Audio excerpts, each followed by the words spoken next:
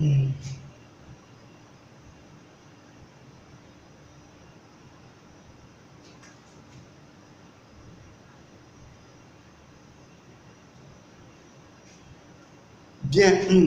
merci de nous suivre dans cette nouvelle vidéo. Sans plus attendre, il nous faut donc continuer à parler du code Vodou. Et dans la précédente émission, nous avons juste montré encore une fois le rapport entre le Vodou, le Noun, le Nil et puis le sang. Et ce qui nous a amené à ce niveau-là, c'est justement lorsque dans la tradition vaudou, on parle généralement, je soulève d'abord les points forts, ne soyez pas inquiets, nous soulevons les points forts parce qu'il faut que vous maîtrisiez la métaphysique des points forts du vaudou pour comprendre la logique dans laquelle les ancêtres avaient fonctionné. Et donc, dans le code du vaudou, nous avons vu ce rapport avec le sang, avec le Nil, avec le vaudou même. On a vu également une différence entre le vaudou et les vaudous. Et ça, vous avez déjà compris. Les vaudous représentant donc les principes universels, les néters, et donc le vaudou est un mystère vivant. C'est l'ouroboros. Ce qui est à la fois ouvert et fermé. Il faut que ça rentre à l'intérieur de vous. D'accord? Bon, j'avais même dans la vidéo précédente supposé qu'on pouvait avoir une devise liberté, unité et travail. Par exemple, ça peut sonner bien pour des gens, comme ça peut sonner pas bien pour d'autres. Alors, nous avons également dit que nous allons parler des mânes de nos ancêtres. Les mânes des ancêtres.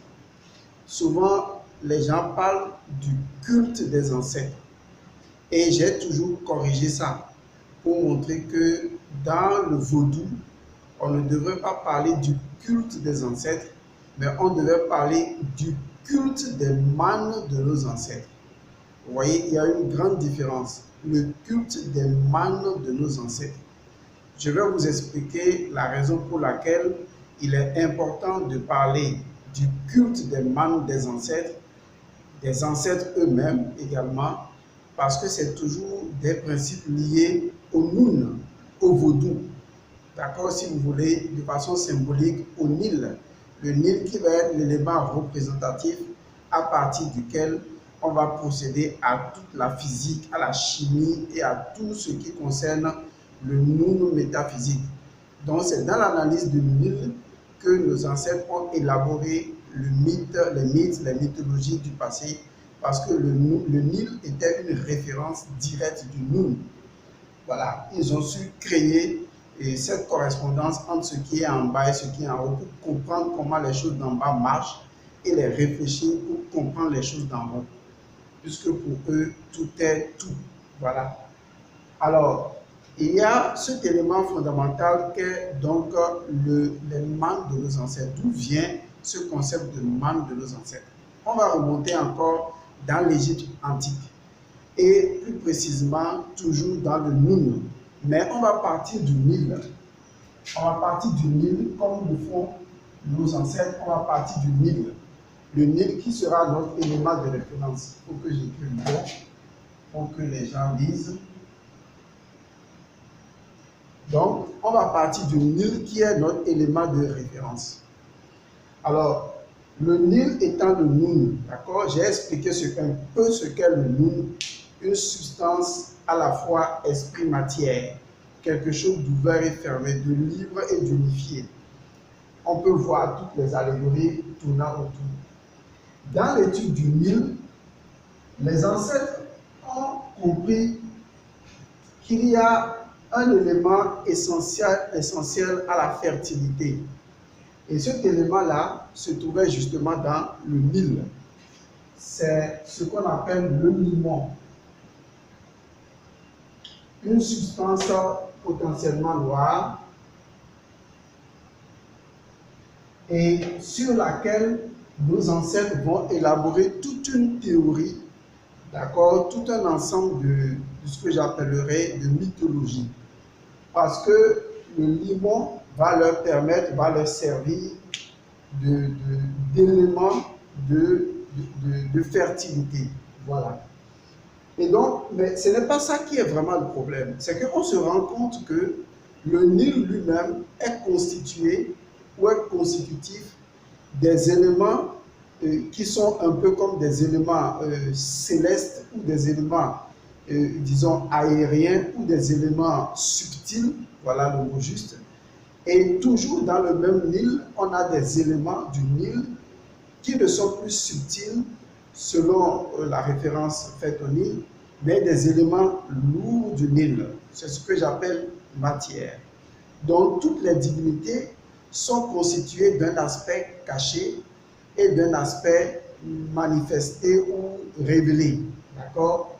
Et donc on retrouvera dans le rapport de l'eau et du limon, d'accord, la même métaphysique constitutive donc du Noun, voilà, du Noun, dans lequel on trouvera les principes universels ou les latéraux, dont la nature est à la fois ce que je pourrais appeler, on va utiliser les jargons actuels, à la fois esprit et matière. D'accord? Parce que le limon va devenir ce qu'on appelle la prima materia. La prima materia des alchimistes, parce qu'en dehors de la matière première qui sera le limon, il y a également la matière subtile. C'est comme si je vous parlais du spiritus mundi et de l'anima mundi. Voilà. Donc, on a dans le Noun ce mélange d'esprit-matière, de quelque chose de ouvert et de fermé. Ça, c'est toujours la représentation. Il faut penser représentation, il faut penser, il faut voir la pensée intuitive. Voilà. Donc, si nous entrons dans ce contexte-là où on est conscient que le Nil possède, le Nil ou le Noun possède en lui-même des éléments subtils et des éléments de prima materia, des éléments lourds, on voit la raison pour laquelle dans les mythologies égyptiennes, même pré-dynastiques, on avait déjà identifié une divinité qui était représentative du limon du Nil. Et cette divinité-là, eh bien, pour ceux qui connaissent cela, c'est une divinité qu'on appelle simplement la divinité Mine. Vous voyez, de façon translittérée, on va l'appeler divinité Mine ou Minou. Voilà. Minou, d'accord, mais qui s'écrit également Mine, la divinité Mine. Vous voyez, la divinité Mine est une divinité souvent de petite taille dans la période pré-dynastique qui était représentée sous la forme noire, complètement noire, référence faite donc au limon du Nil, sous la forme noire. Mais l'élément important de cette statuette-là, parce qu'au départ c'était un peu comme un fétiche, mais à partir de la période dynastique ou des dynasties, on a constaté qu'on pouvait l'ériger également sous forme de statue. Et donc, on l'a érigé sous forme de statue, mais avec toujours la même forme, une forme humaine, tout noir. Mais l'élément le plus important, c'est que cette divinité était en érection. Et aujourd'hui, tout le monde connaît quand même un peu le grand noir Osiris, qui est souvent représenté dans son symbolisme égyptien en érection, ou même Amon-Ré Imana, qu'on appelle également Imana, d'accord, Imana ou Amon-Ré, ou Amon, tout simplement, qui également est représenté sous la forme d'un noir, d'un grand noir, d'accord, mais toujours avec l'érection, le pénis, disons, parallèle au sol. Donc, un pénis bien en érection. Donc, la divinité Mine, au fur et à mesure de l'évolution de l'Égypte antique, va s'associer également à Amon et va devenir tout simplement Mine Amon. On l'appellera également Mine Amon. Comme je le disais tantôt, Amon était représenté également en érection, où On va également le représenter dans certaines légendes liées à Horus, par exemple. D'accord? À Horus, on l'appellera Horus Min. D'accord? Horus Min. Selon ce qu'on décide d'expliquer dans ce panthéon-là. Mais ce qui nous intéresse, lorsque nous parlons justement de la divinité Min ou du dieu Min, c'est le fait que ce dieu Min était représenté dans l'Égypte antique sous l'aspect noir et était le symbole du limon du Nil. D'accord? Le limon du Nil. Parce que toute création n'était possible que à partir donc de ce limon du Nil, en fait. C'est pourquoi c'est la divinité de la fécondation, de la fertilité, de la reproduction. D'accord? Et généralement, on l'appelait le taureau de sa mère. D'accord? Le taureau de sa mère étant considérée comme étant la déesse du ciel. Généralement, nous dit la déesse du ciel, comme le taureau de sa mère. Alors, lorsque nous analysons métaphoriquement le limon du Nil, on se rend compte que le limon du Nil est ce qui descend. Vous voyez, ce qui descend vers le bas. Or, je vous avais déjà dit que ce qui descend vers le bas était proche de ce qu'on appelle la divinité Geb. D'accord? Était proche de ce qu'on appelle Geb, de la divinité Geb, qui en fait représente un binôme de divinités où on a Nut et Geb.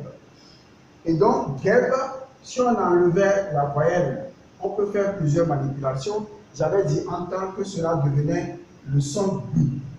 Le son B est un son récupéré par nos ancêtres dans la nature pour identifier tout ce qui descend.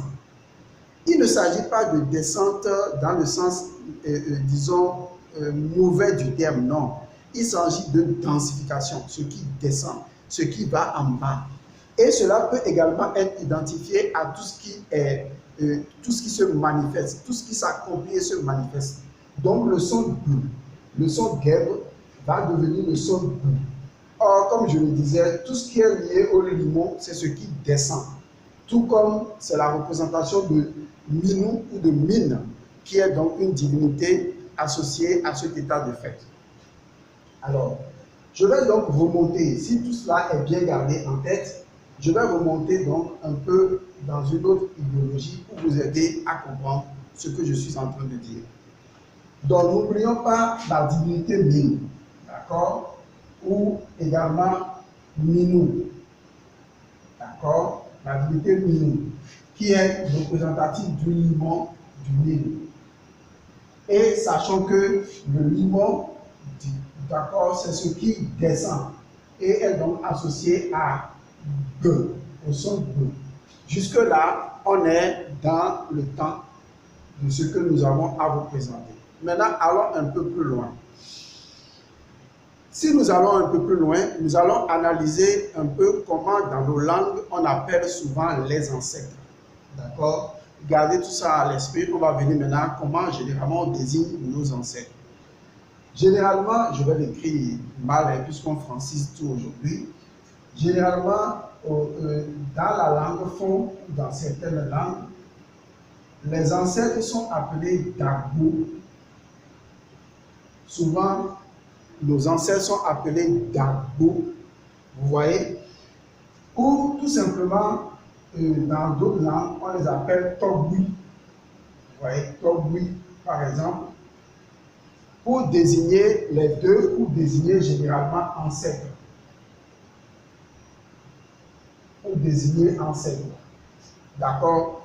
Mais ce qui est intéressant lorsque vous analysez ces éléments, c'est que vous reconnaissez bien sûr les sons dont j'avais déjà parlé dans certaines vidéos. Comme par exemple le son Da, Da, qui peut être également Dan, puisque le roi était le Dan, il était un Dan, un Da c'est un Dan. Vous voyez, il était la représentation du l'Ouroboros, il était le Dan. On peut même dire qu'il est le Dan beau. Vous voyez le Dan qui est descendu. C'est ce que j'essaierai de vous faire comprendre tout à l'heure. Nous avons non seulement le son Da, qui peut être associé à Dan. Il faut comprendre ce que nos ancêtres faisaient, ils manipulaient suffisamment bien les mots D'accord? Parce que pour eux, ce ne sont pas les mots qui sont importants, c'est les sons. Donc, non seulement c'est le da, qui peut être ce qui est au-dessus, mais qui désigne également l'ouroboros, qui justement est ce qui est au-dessus. Vous voyez, il faut bien métaphoriser les choses. Mais lorsque vous arrivez, comment on appelle, à la langue Mina, je prends toujours Mina, les langues que je connais, dans soit peu, vous avez ton. Ton là, c'est celui qui est au-dessus. Et on aura toujours, dans la langue Mina ou Evé, on aura ta. Et ta, c'est la tête. Ton, c'est celui qui est au-dessus. On appelle le papa to et tonye, c'est-à-dire celui qui est au-dessus. C'est to, c'est ce que ça veut dire.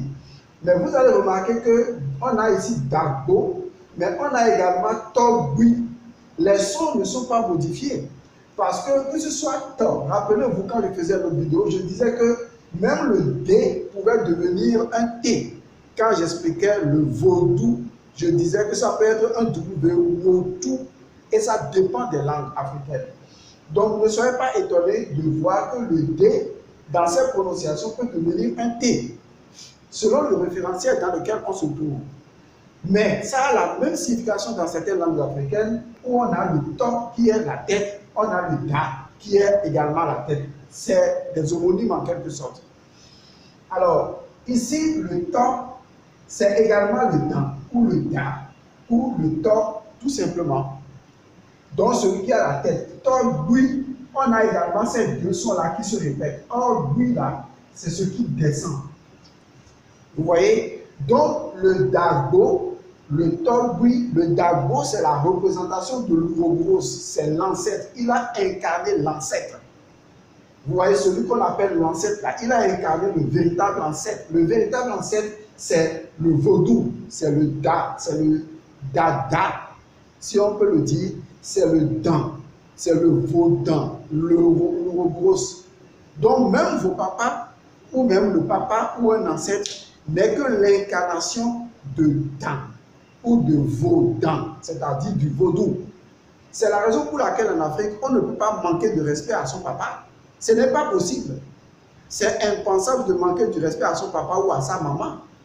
Parce qu'ils sont la représentation effective de Dagbo, c'est-à-dire du véritable ancêtre qui est le Dan ou Vaudan ou l'ouroboros. C'est toujours la même chose. C'est toujours la même chose. Il faut comprendre ça comme ça. Les ancêtres créaient une communauté et la communauté a ce qu'on appelle de façon fractale des représentations qui s'échelonnent, mais sur des niveaux donnés. Et donc votre père même peut être votre Dieu, pas peut être, il est votre Dieu en quelque sorte. Bon, je ne vais pas rentrer dans ce genre de débat. Donc on a ici Gu, qui est donc le Geb, d'accord, qui est donc le Geb, qui montre que c'est ce qui est descendu, pour dire que le Da qui est descendu, c'est-à-dire votre ancêtre, c'est ça, il est déjà descendu, il est parti, mais il est toujours votre ancêtre. Maintenant, dans l'Afrique ancienne, il est vrai qu'on ne faisait pas le culte des ancêtres à proprement parler, même si on parle du culte des ancêtres, mais on pratique le culte des mânes de nos ancêtres.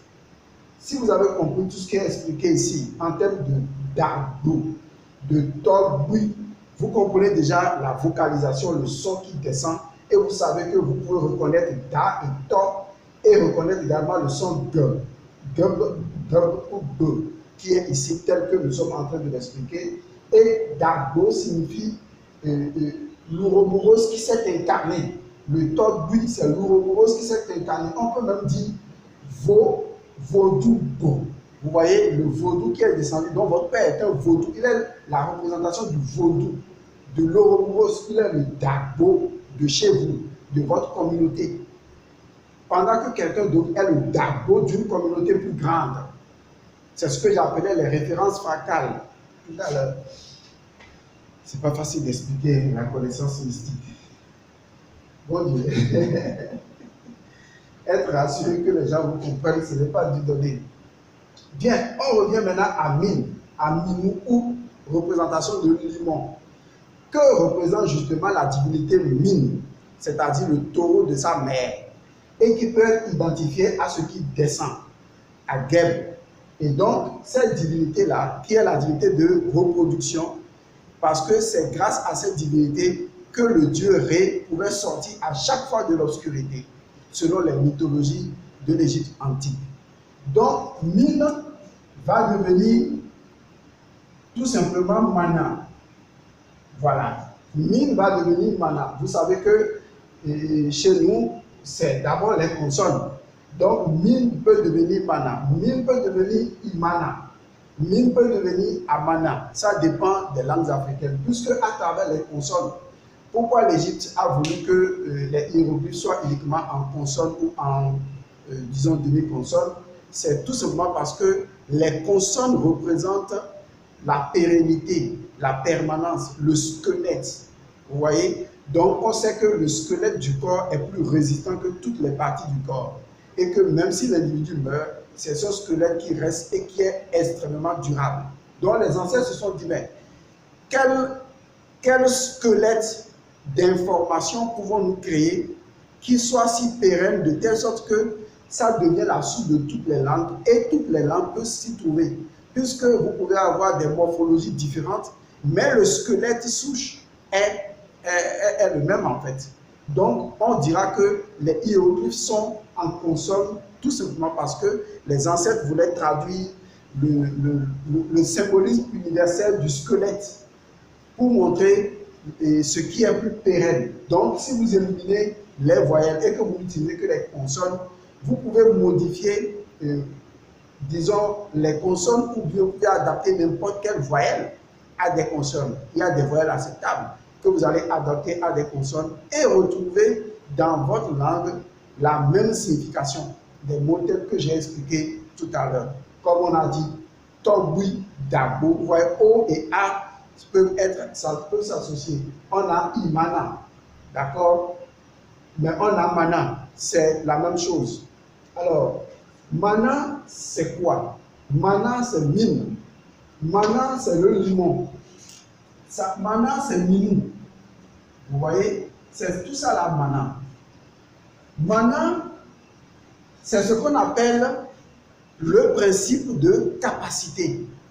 Mana est le principe de capacité. On va l'appeler PC. Ce n'est pas l'ordinateur des yeux. On l'appelle le principe de capacité. Car c'est Min, la divinité Minou, qui fait que la divinité Ré est capable de se réveiller chaque matin. Minou qui est le taureau de sa mère.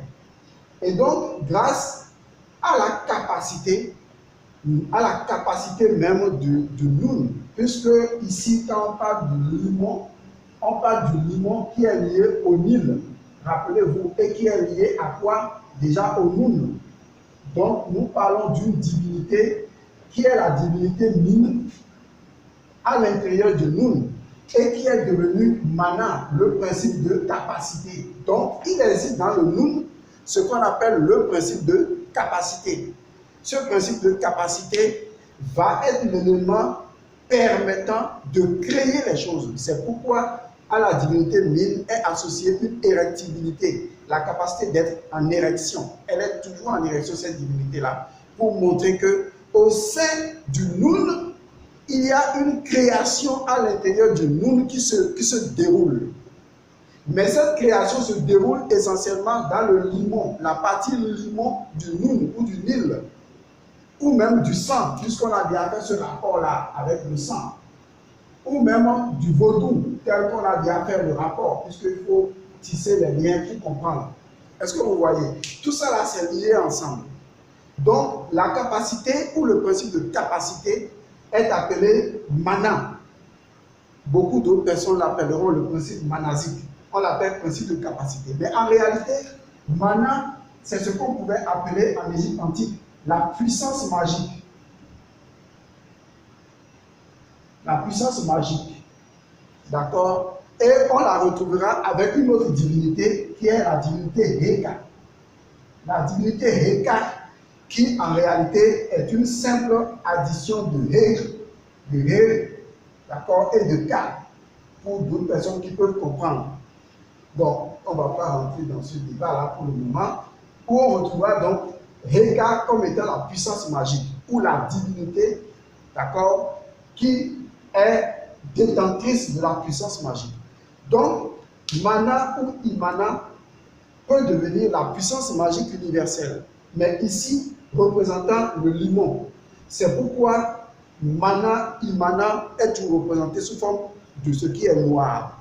On peut même l'associer à la glande, à la mélanine. Vous voyez, à la mélanine, parce que c'est la mélanine qui est à l'intérieur de nous le principe de capacité, le principe qui fait de nous des êtres humains. Oui, c'est vrai. Il y a toute notre place. On a également ce mot-là, human. Human, qu'on retrouve donc en anglais. Human. Vous voyez, on retrouve toujours ce principe-là de mana. Et d'ailleurs, même quand on veut dire le mot amnésie, vous voyez, le mot amnésie, ça me vient en tête. Ou le mot technique, amnésie. Vous voyez cette collaboration de M et de N, amnésie, c'est toujours lié au mental, c'est toujours lié à la capacité. Or, le premier principe hermétique égyptien dit le tout est esprit, l'univers est mental. Ça veut dire que le tout, en tant qu'esprit illimité et infini, possède dans son limon, Min ou Minu ou Mana, la possibilité justement de création également.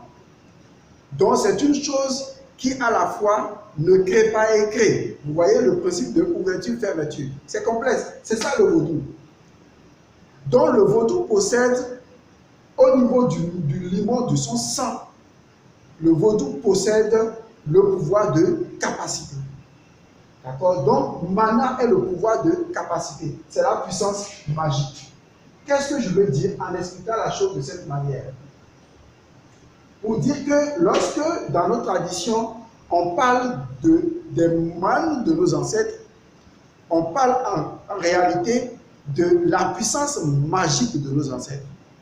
Parce qu'il faut faire la différence. Beaucoup de personnes pensent que l'Africain adore ses ancêtres. Nous n'adorons pas nos ancêtres.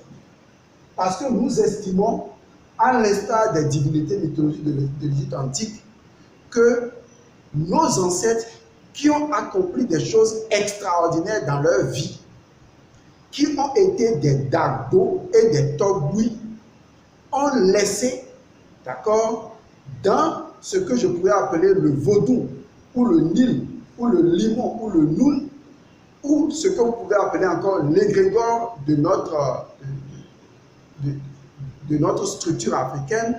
Ils ont laissé à l'intérieur de notre égrégore, de l'égrégore de notre famille, ils ont laissé dans notre famille, appelez ça comme vous voulez, ou ils ont laissé même dans le sang d'une famille, ils ont laissé dedans ce qu'on appelle mana, c'est-à-dire la puissance magique, la puissance capacitaire. Et c'est cette puissance magique-là qui est en mesure de se transmettre de génération en génération et qui constitue le fondement de notre identité. De telle sorte qu'un Africain ne peut jamais perdre son identité puisque son identité réside dans les manes de ses ancêtres. D'accord? Dans les manes de ses ancêtres. Son identité réside dans les manes de ses ancêtres. Les manes de ses ancêtres étant liées au limon du Nil ou à ce que j'appelle mana ou ce que j'appelle la puissance magique. Donc, si vous niez vos ancêtres, vous niez les manes de vos ancêtres, je vais dire plutôt les manes de vos ancêtres, pour ceux qui comprennent, vous êtes en train de nier votre capacité à agir. Votre capacité de création sera altérée. Vous ne pouvez pas produire, vous ne pouvez pas créer, vous serez oblitéré, vous serez un handicapé mental. Donc vous allez souffrir de ce que nous appelons une perte d'identité.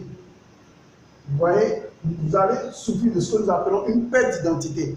Parce que la perte d'identité, c'est justement ne pas reconnaître ou ne pas être connecté à la puissance magique de ses ancêtres, aux manes de ses ancêtres. Et cela n'a rien à voir avec l'adoration de ses ancêtres. Non, on n'adore pas les ancêtres.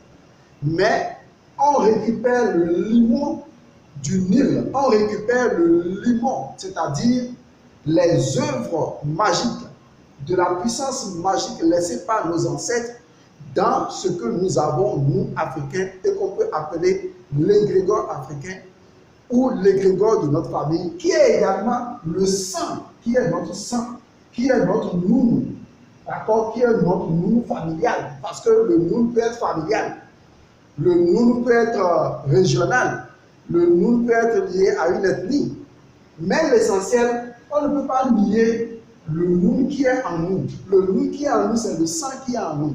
Le sang qui est en nous, c'est le Nil. Mais ce sang-là, qui est encore le Nil, qui est le nounou, possède en lui-même son limon.